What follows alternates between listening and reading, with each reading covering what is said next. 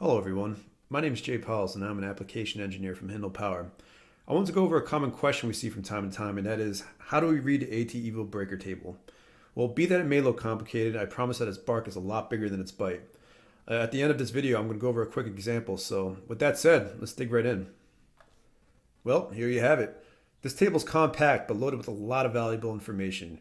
Going down the rows, you'll see that it's separated by charger output characteristics. We have the 24 volt charger section and all of its available output currents, and you can see the same for the 48, the 130, and the 260 volt.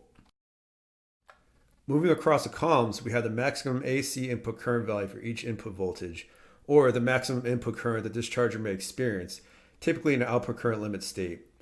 We have the designated AC breaker rating for each input value, and the charger's DC breaker rating at the end as well.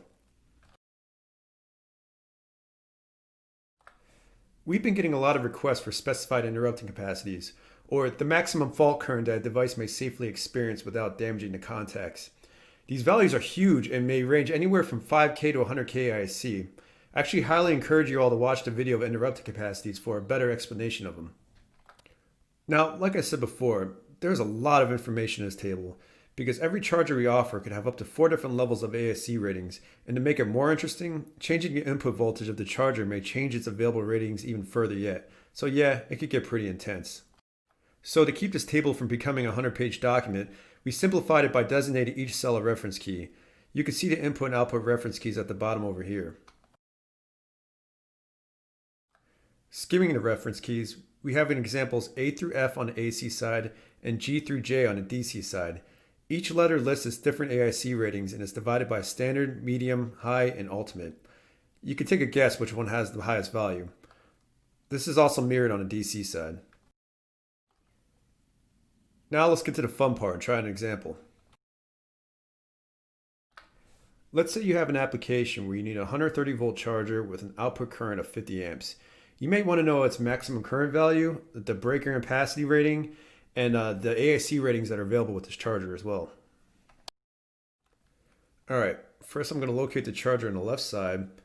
Now I'm going to go ahead and highlight that whole row.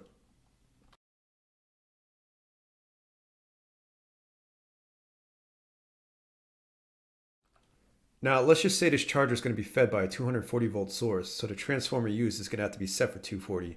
To see the max AC input, simply take a ruler, straight edge, or your finger if you're feeling brave, and slide it down the rows until you reach the desired charger. From here, we can see that the specified charger can experience a maximum of 51 amps on its input. So with that in mind, let's see what size breaker it's going to come with. We do the same thing we just did and find our 240 and run it down the highlighted area. And we see this charger will come equipped with an 80 amp breaker. Now let's see what available AIC ratings we offer with this charger. We go back to the top row and locate our 240, scroll down the highlighted area once again, and we see that we have the letter F. So now that we know we got the letter F, we take that to the reference key and locate our letter. We see with the letter F, the standard breaker we offer with this charger is rated for 5K AIC. Now, some cases require a higher AIC rating on input, sometimes 30K or more. If that was true here, we could see that a medium breaker is still a little shy from 30K AIC. At this point, you have two options. You could either see if an exception can be made to this requirement and move forward with the medium rated breaker, or bump it to a high rated breaker, bring it to a 65K AIC. From here, it's up to you which one would be more beneficial. This same process can be repeated on the DC side. Also, please keep in mind that we have a 3-phase version of this table as well, and it works exactly the same. Well, that concludes our video, and I hope you found it beneficial.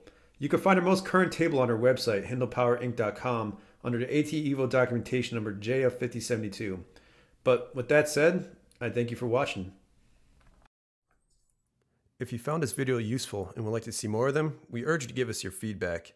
If you have a question of your own, please reach out to us in our contact form found on our website. We'd love to hear from you, and we appreciate you watching our videos. But until then, you have a good day.